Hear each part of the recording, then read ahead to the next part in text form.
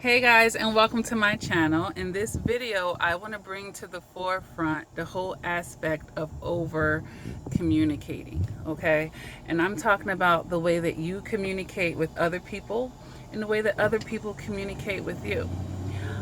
Survivors are very prone, guys, to over communicating, okay? And this has to be something that I really want you to be aware of so that you can have that shift moving forward to where you're not over communicating. Because when we over communicate,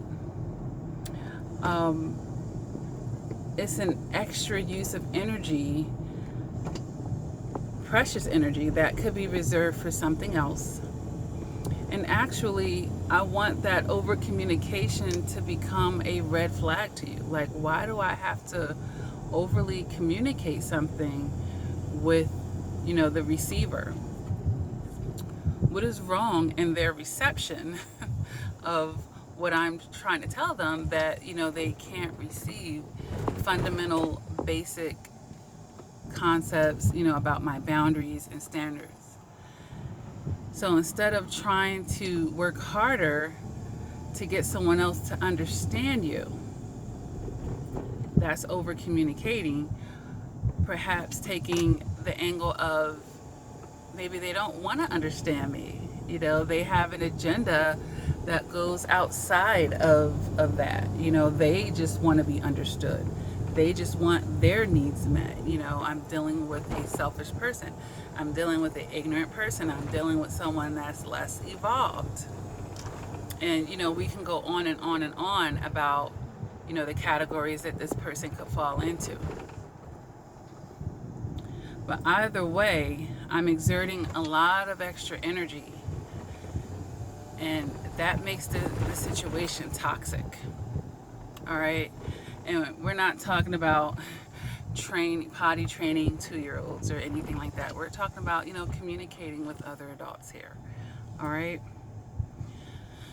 So I want to encourage and suggest to survivors that rather than over communicate, I want you to realize, when this person isn't hearing you the first time. And rather than go into a mode where you become obsessive and compulsive about this person understanding or assuming that they simply don't understand, and maybe if you say it to them this way, giving them the benefit of the doubt that they're not just ignoring you, that they're not just disregarding your feelings, because we don't want to think that, because then that might hurt, right? But it doesn't hurt if you detach from other people's brokenness. It doesn't hurt if you detach from other people's ignorance. It doesn't hurt if you detach, period, in a relationship where it's two individuals coming together. I'm not going to enmesh with anyone ever again. So when you have that line, and this is where the side you stand on, and this is my side, the stuff that you're doing, that's about you. Now, what I allow you to do or continue to do within my circle, that's about me. Okay, so I can take control of that part. I can say, look, you're not 2 years old, you're not retarded. Like, I'm not going to sit here and keep repeating myself to you. I'm just not going to do that. Like, number one, I have no desire. It's the biggest turnoff ever. If I have to keep doing that to you, it lets me know you really don't care about my feelings. You don't care. I'm going to make that healthy assumption. And I'm not going to overextend myself in trying to twist your arm to see it when you already seen it. It's not a priority to you. Other things are. And that's fine, to each his own. But now, that person has let you know where they should be placed in or out of your life. More than not out of your life. And you keep it moving. You're dusting that off. All right? So that's one aspect of it, you guys. And the other one is that people overly communicate with you as well. But it's just that sometimes we get stuck on the verbal aspect of communication, and we forget that most communication is actually what? Nonverbal. Okay? nonverbal, guys. So if we really think about that relationship with the narcissist, they communicated so much with us. They really did. We were just in a resistance. We were in a denial. We didn't want to, alter from that love bomb phase. We wanted to stick with that story and a narrative that we created of what that relationship would be for us. And, that's really what it was, guys. So we were blinded and we minimized, we made excuses for their behaviors. Okay. And then that got us in a jam because those behaviors were reality and we were the ones that were out of reality, right? And then that reality came back to bite us in the butt. Okay, so the narcissist overly communicated their toxicity with you. And they did it verbally at times too. We think about it. But they certainly did it in physical format. Every time that mask dropped, every time they, couldn't consistently be who they tried to get you to buy into them being, right? They're overly communicating that. So if someone's overly communicating their toxicity to you, right, we have to take note of that and do something with that information. Okay? We can't, do the things that I just said. Minimize it, turn a blind eye. We can't do those things because it definitely didn't make the problem go away, did it? It made the problem grow and fester. So it's going to be so important for survivors to really, take into account over communicating anything in your life. When you got to over communicate, see that as some type of resistance. There's resistance somewhere in this situation when I got to over communicate. And perhaps, that resistance is a closed door. And that's okay. Some doors need to be closed, bolted, nailed, shut, all of that. Extra latches, all of that. Sometimes that needs to occur, but when we have our mindset on other things, that's when we get into another kind of resistance that's counterproductive in our lives, all right?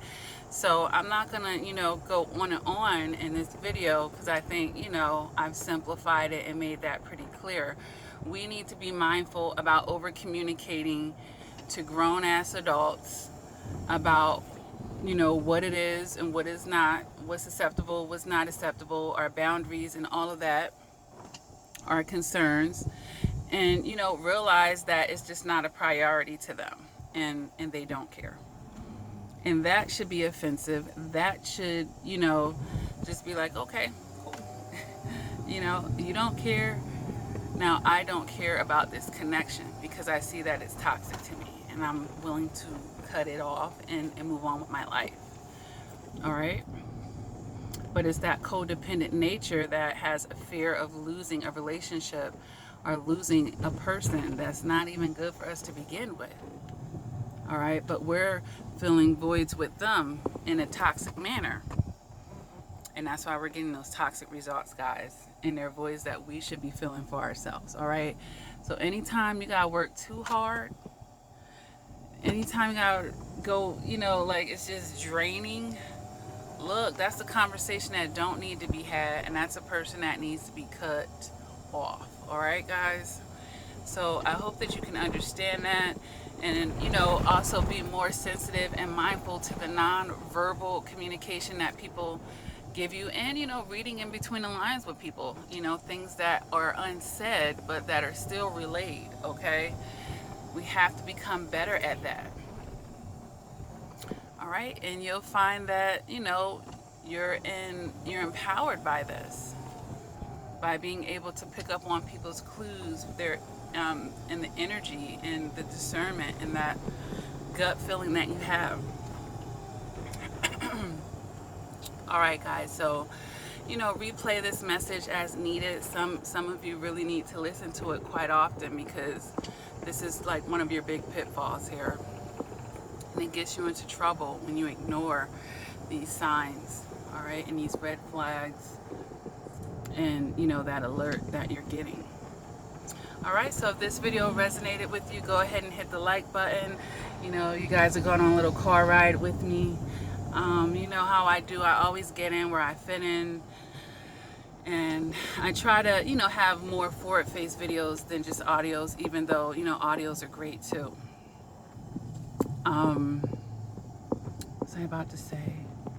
I have the support group over on Facebook, of course. That link is below the description for survivors of narcissistic abuse. I do offer that one-on-one coaching if you're struggling in this area or any area in the healing process. And I know I've heard it over and over, survivors say how hard it is to find a therapist that actually understands. Well, you can get coaching from me, and I certainly understand on so many levels, all right? Be willing to make that investment in yourself. Check my website out, lakiacrawford.com, for the books that I've written. Great information in those, and the no narc zone. You can have fun with your fashion and, you know, make your statement against narcissistic abuse. I have a Patreon, guys, a great way to support my channel and my causes. You can make monthly donations to me. There's different membership tiers, and with them come some really great perks, okay? So definitely look into that, especially for those of you who have been financially abused by the narcissist. What else was I going to say? I have a new channel, yes. For those of you who are family oriented and, you know, in the midst of motherhood, anything like that, I have a new channel called Mommy Life. Then there's a space with 6, the number 6 is, you know, giving you a glimpse into the life with me and my 6 children. But even more than that, you know, I'm going to do Q&As with videos that mothers have requested about different topics. Like I have one coming for lazy teenagers that won't do their chore. I'll be making a Q&A, and someone from this platform followed me over there and they had that question. So if you're into family life, you like to have a few laughs, because I'm going to be putting up vlogging, basically, you know, certain aspects of my life. And, you know, we go out and we have fun and we have some laughs. And then, you know, it could be some more serious topics. Like I said, that will be covered as well. But it's a great support system for, you know, the family oriented and the mothers and the single moms out there. You know, feel free to come over. That link will be beneath all of my videos as well. And feel free to come over and like and subscribe. It's a brand new channel. So, you know, I'm just trying to get it out there. Just some more positive energy and support for the family oriented and the mothers out there. All right. I think that's everything for now, of course. So with that being said, guys, never give up on yourself. Keep doing the work. And until next time, please take care.